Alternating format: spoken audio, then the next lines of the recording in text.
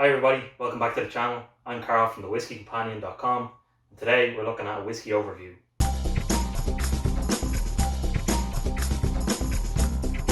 Welcome back to Whiskey Overviews.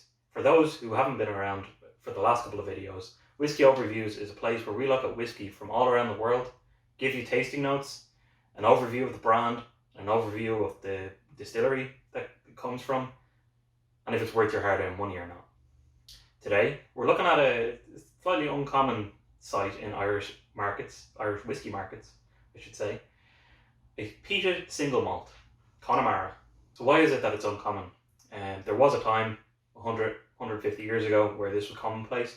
We were similar to Scotland. We used peat a lot to dry out our barley or our grain. And I suppose it just kind of fell by the wayside when the collapse of Irish whiskey happened and everything was consolidated into bigger distilleries. So if those distilleries weren't doing peated whiskey, none of the island was getting peated whiskey. So the distillery Cooley changed this, and they've come out with quite a few peated whiskies. This one in particular, Connemara, is a staple from Cooley, and it might be a bit confusing now when I say Cooley and it says Kilbeggan Distilling Company on the bottle, but Cooley is actually owned by the Kilbeggan Distilling Company. There is also a Kilbeggan distillery, which at the moment only distills Kilbeggan's own Irish whiskey, and Cooley still is distilling Connemara. To give a bit of background, Connemara is Cooley, and Cooley was bought by Beam Suntory back in, I think it was 2014 or 2012, and Beam Suntory also owned Kilbeggan. So Kilbeggan Distilling Company and Kilbeggan Distilling Company own both the Cooley Distillery and the Kilbeggan Distillery. So yeah, it's a bit confusing, but here we are. So what is Connemara? It's a 40% Irish whiskey. What is Connemara? It's an Irish whiskey, peated. The name comes from an area down in Galway, and as far as I know, that's all that it signifies. It's not made in Galway, never was. The Cooley distillery is in Louth, and the Kilbeggan one is in Westmeath. So they also have a 12-year-old expression, a 22-year-old expression, a sherry expression, and then they have various different ones that are, I wouldn't say once off, but they're limited expressions. So the likes of the Cask Strength and Turf Moor, and a couple of others like that.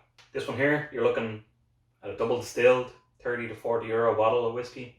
There's no age statement on it, and it's bottled at 40%. So fairly straightforward. Very wide availability. You can pretty much find this anywhere. I know Tesco's carry it, and I think it's about 40 euro in Tesco's. Celtic Whiskey Shop have it, and Total Wines over in America had it as well when I was there. So it seems very easy to find, so you should be able to pick it up fairly quick. For up glass, so let's hear that pop. Woo.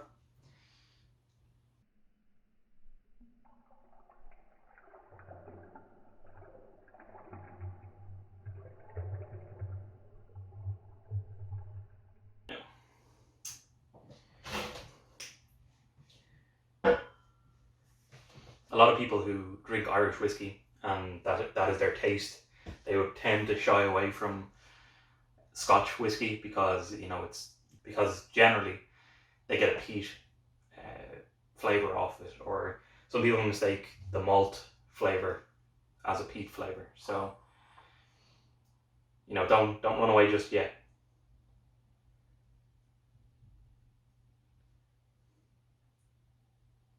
So on the nose,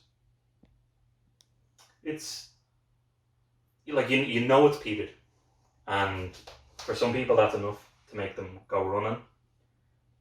But it's nothing like the Islay peat that you'd get from the likes of Ardbeg or Laphroaig or Lagavulin or anything like that. It's much more mellow, and like it's a fairly subdued actually, and you're getting more of a floral note, kind of mossy, like as if it was you were in a field and there was moss on the ground and it was just after being rained on. That kind of moss smell that you'd get. And then you get a lot of sweetness, kind of honey sweetness. And as I said, kind of floral perfume kind of notes. But like you wouldn't,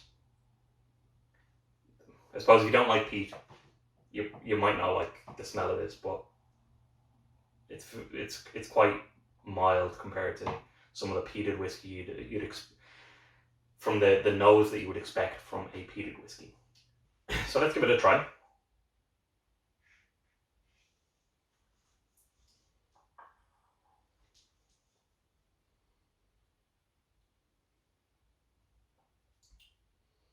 Okay, so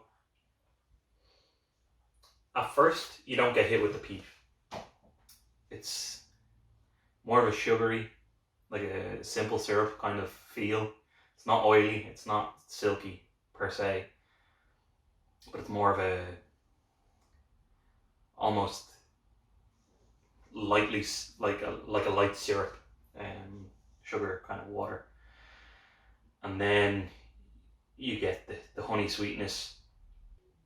Like you get some dark cherry notes in there and floral notes and then you get some of the oak spice, and then as it's gone past your palate and you're swallowing it, then that's where you get the peat, and the peat kind of lingers then on your tongue. It coats your tongue with a layer of peatness, but it's very similar to the nose in terms of the peat is very subdued until you swallow.